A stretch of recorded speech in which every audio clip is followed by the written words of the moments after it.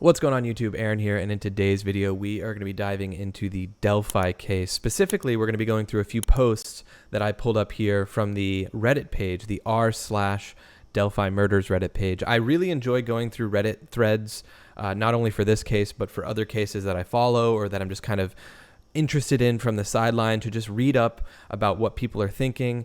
It's a good place for people to just kind of throw things and you can kind of filter through it as you want and just kind of see what people are saying about a case. And so since I've taken a little bit of time away from this case and all the other cases that I've kind of been following, it's good to read through and see what people are talking about. So I'm going to use this video as kind of an opportunity to just go through almost as if I'm live streaming, just kind of clicking through each of these tabs. There'll be very little editing involved in this video. I'm just kind of taking in this information. So I have like 6 or 7 tabs here that I want to go through. With each of the things that I talk about today, let me know down below what your thoughts are. If there's anything that sticks out that you find interesting or something that I didn't mention, leave a comment down below. I will be down in the comments seeing what you guys have to say, engaging with your comments. So definitely leave comments. I will be down there over the next 2 days, just seeing what you guys are saying and responding. So with that said, I guess let's just go into the first thing that I have to show, and it's actually an update as of yesterday, April 11th, and that is that detectives with the Delphi investigation are seeking more information. Specifically, the task force wants to expand their list of social media applicants used by Anthony_Shots. They're saying if you or someone you know communicated with the profile, named basically any profile for that matter, named Anthony Shots specifically on an application called Yellow, it's currently known as Yubo, which I haven't heard of either of these things. They're saying to contact law enforcement at Abby and Libby tip at CACOSHRF.com. It's highlighted on the screen. Obviously, if you're someone watching this video and you have a credible tip, like you go call this number, go to this email. But they're seeking information. This goes back to an old video that I have it paused at this specific moment. This is from a while back. It looks like, the original release from December of 2021 when they were talking about initially talking about the Anthony Shots profile. This is from the Indiana State Police. This is what they had to say. To 2017 on social media applications, including but not limited to Snapchat and Instagram. So he specifically said, including but not limited to Snapchat and Instagram. They were specifically honing in on those two things because, they were identifying or trying to identify at that time the involvement if Libby or Abby was talking to Anthony Shots, and that's what they were able to determine. It makes me, because they're talking about other applications now. I mean, it just needs to be said that every application, everyone in the state of Indiana, parents need to be asking their kids, let me see who you're following. Let me see who you've talked to. I mean, it's not out of the ordinary to go. I mean, it's very easy to go into someone's Instagram followers, for example, and just search an account and see if your kid or someone is following a specific account. Because even if a kid maybe followed an account in passing, maybe they never communicated with that account, or maybe they did and didn't realize it, it could be something significant. And so I wish there would just be billboards around Delphi and in Indiana that just say please, check your kids' phones, because there could be some seriously valuable information, even if it's just a DM from an Anthony Shots profile or another profile that's connected to potentially the Anthony Shots profile that the kid never read, but it's just a DM sitting in a kid's inbox. That could be super valuable information. And we'll get to that in a second. We'll get to some more about that in a second. But this is I think this was attached with that update. They're seeking more information. And the Double Homicide Task Force wants to expand the search if you or someone communicated. So that's just attached. I wanted to quickly go over this. Obviously, this isn't new. This is this is new in terms of people trying to connect this man to the case.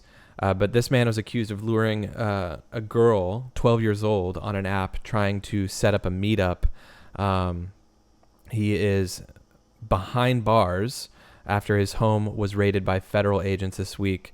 So this is an old article, but I just wanted to show this image next to his mugshot. I know it's kind of made the rounds on Reddit and beyond.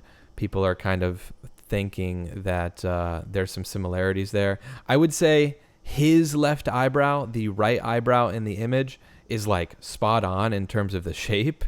But other than that, I mean, maybe a little bit of the nose. I mean, it looks close. His hair is definitely different, but if this little bit of hair wasn't here, the hairline would be very similar too. And yeah, I don't know.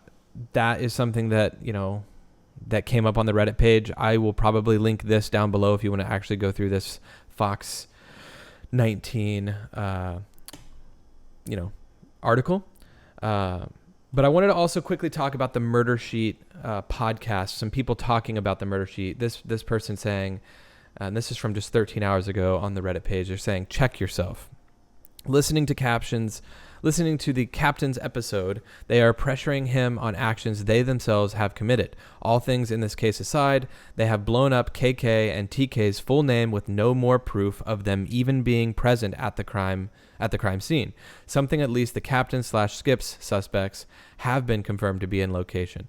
I could care less about the name dropping, but Murder Sheet is losing some points personally from me, acting all high and mighty about exposing names when they already do so with their personal favorite suspects. So I think this is a case of people, that follow these stories getting very much this kind of tunnel vision on a suspect. And people that are just following cases are allowed to definitely think like, oh my gosh, I'm really thinking that it could be this person or that person or another. There is a sense of responsibility when having a platform like their podcast that gets a lot of views, or even my YouTube channel that's relatively small, but we're talking about it. And it's always to say that we're talking about it in speculation. We're speculating, alleged, using words like that, and just saying that none of this is true, and it's always a possibility, just talking about possibilities. But I can see where they're coming from here, because they say, do you feel referring to the witnesses by his initials cloaks his identity enough? For instance, saying KK or TK. I think people now that are following this case enough know who you're talking about when you say KK and TK. But it says, KK has been charged with obviously child P or crimes, child sex crimes. TK has been charged with nothing for murder, nothing related to the Delphi case. How is that any different than the captain and Skip suspect? Be very clear. I'm not saying I think any of these suspects are more likely to be the killer than the other. I'm bothered by the Murder Sheet putting the captain on the spot like that when they are doing just as much, if not more, for the security breaching as TCG did. And I don't even really like Captain on TCG. Let's be real, without the Delphi podcast and releasing KK interview, you got lucky to download. Okay, so basically they're talking, about the integrity kind of around the Murder Sheet podcast. My thing is this. KK, Kagan, Keegan, whatever people want to call him, he is proven to be a disgusting human being.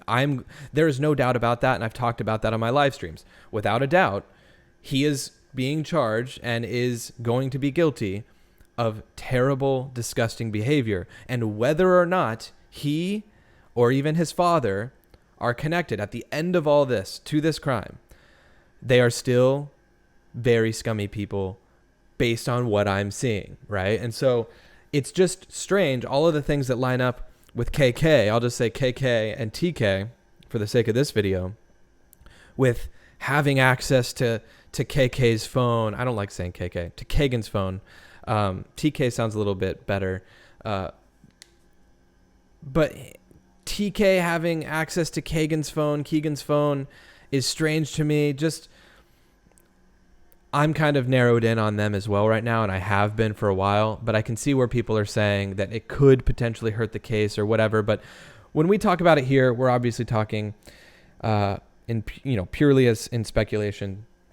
This is just a timeline thing. I'll read through it. So this person's saying, so from what I've gathered, the father and son duo took a trip to Las Vegas after February 13th, 2017, but we're back in time for the raids on 2/25/17. Does anyone know when exactly they left for Vegas and when they returned? Another thought I had after reading the entire transcript last night is this. There's no way law enforcement missed an iPhone that was sitting on top of the microwave as KAK claimed he found when he returned home. This leads me to believe that the phone was in his father's possession at the time of the raids. Why would they turn it in after that is beyond me, but law enforcement would serve a search warrant looking for electronic devices and miss an iPhone anywhere. They wouldn't serve a search warrant and miss an iPhone anywhere, let alone out in the open in the kitchen. So yeah, and it looks like there's no comments on this yet. I assume there's going to be some comments on this later today because this post was from, looks like 11:30 last night. So it hasn't had much time to be seen. It's just 12 hours, 13 hours old. Yeah, I mean, if TK had a phone and then they turned it in after, I mean, they could have attempted to remove the contents on the phone and thought that they were good to go. So, I mean, they could have just returned it to make it seem like they had nothing to hide, but returned it after removing, applications and photos and things like that.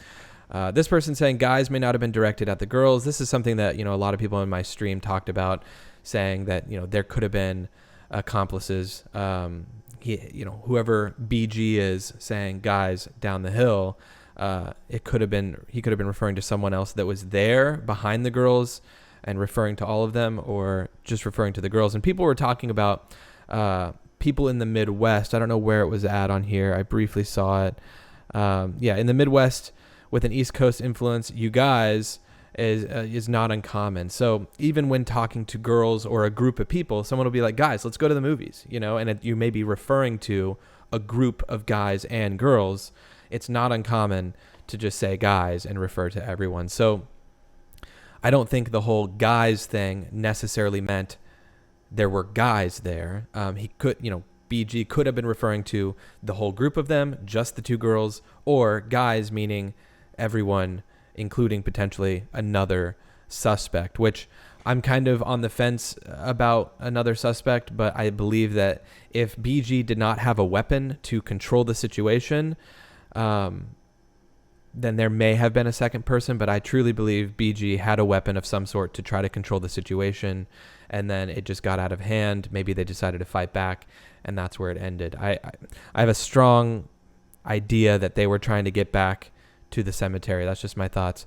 The animal hair as evidence thing from 2 days ago, this person just says, I've been following the new developments in this case as closely as I can, and one theory keeps jumping out at me. What if the DNA evidence is animal hair? Because law enforcement have stated may not be what we expect.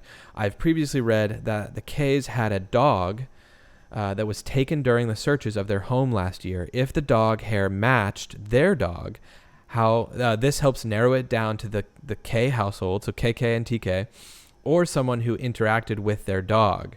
To me, this potentially explains why they have DNA and it leads to the Klein home, but no way of further differentiation whether it was Keegan Klein or TK. So that's a good point too. And to me, I'm very suspicious of the Kleins, and I think since Kagan or Keegan is sitting behind bars right now, he's good. They got eyes on him. He's not going anywhere.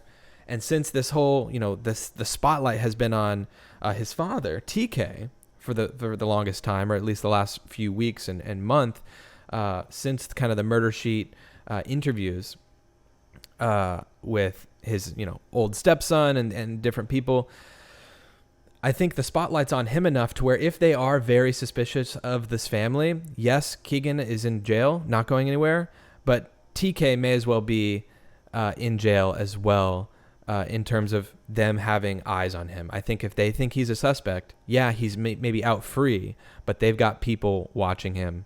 Because if they truly think that they are connected to this in some way, he could do this again. He could start, what's stopping someone like that from acting out again? So I would imagine if law enforcement truly thinks that they are prime suspects or even remotely close to the case, they probably have people kind of keeping an eye on Tony Klein. So That's just my thoughts. That guy honked his horn, so maybe he agrees.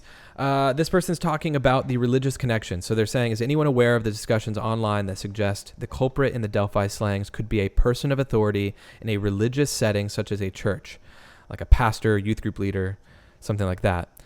This person's saying, yes, this has been brought up several times over the years, especially a certain church youth director who supposedly was around that area during the time of the murders. He was using a church vehicle that belonged to the church. He has been a lot of people's person of interest. He also changed his appearance drastically after the murders. So there's a lot going on here. I encourage you guys to go to the Reddit thread and just kind of see what people are talking about. But I thought that was interesting. I had not heard about this.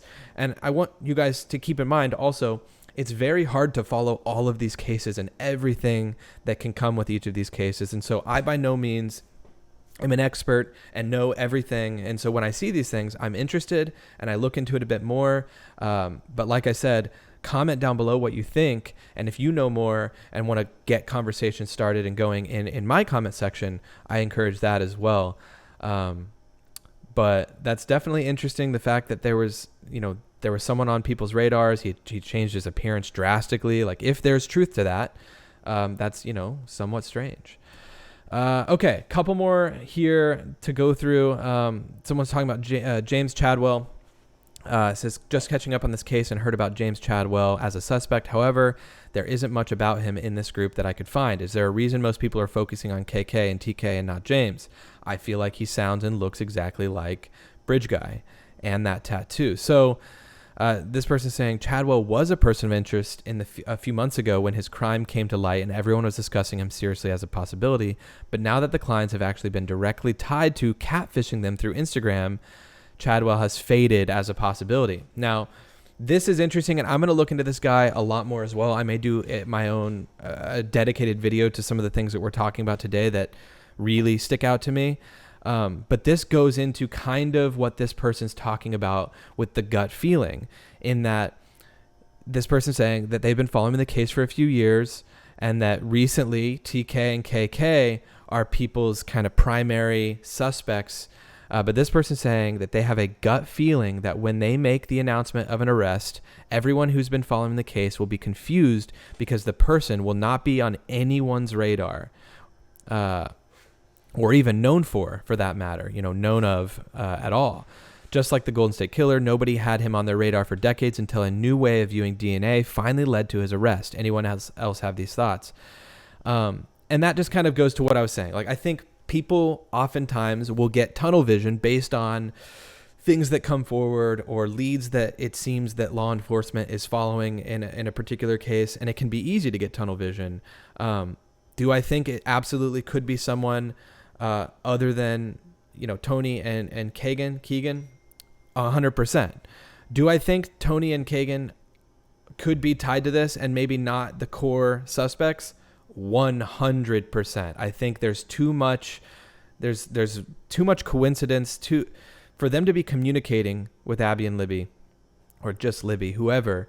It's when it all comes out, I think that this is going to reveal a much bigger thing going on with Kagan somewhat involved. So yes, I think that that's a possibility. There could be something that comes out.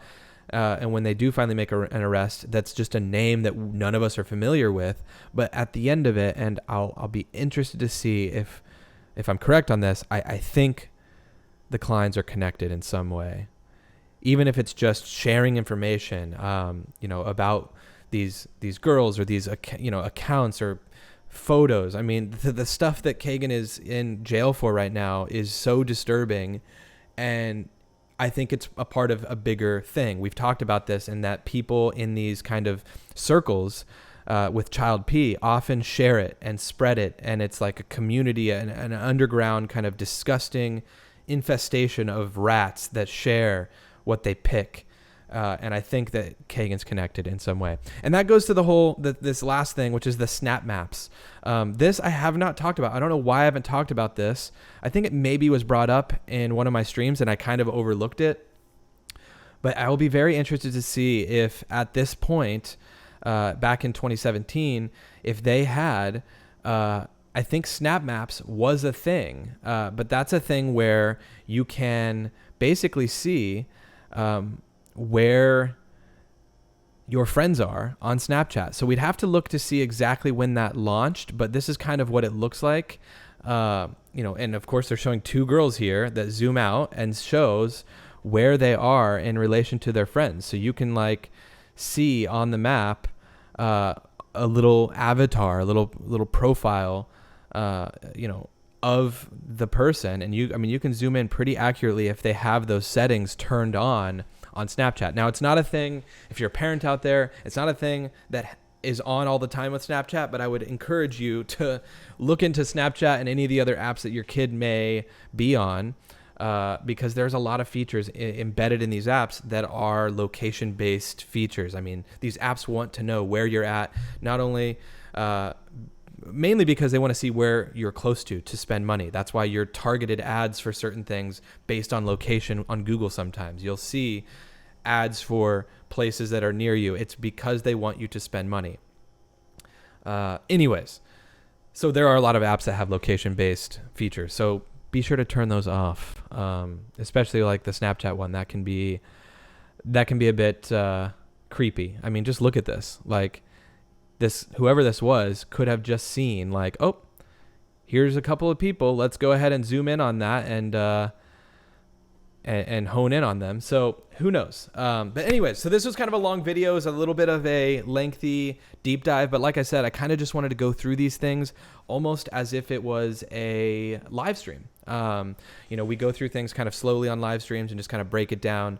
Though we didn't break down any one particular thing like super specifically in this, I just kind of wanted to go through each of these things. I will continue to maybe do some of these Reddit posts where I go through this case and maybe some of the others and just see what people are saying, see what's kind of making the rounds on the Reddit page, and either do this again where I go through each of them or just kind of focus in on one or two things for a longer form video. But if you enjoyed this video, definitely hit the like button, the subscribe button as well. I think like 60% of the people that watch my channel are not subscribed yet. So please hit that subscribe button if you enjoyed this video and you want to follow more stories and cases like this. And I will see you guys in the next one. Peace.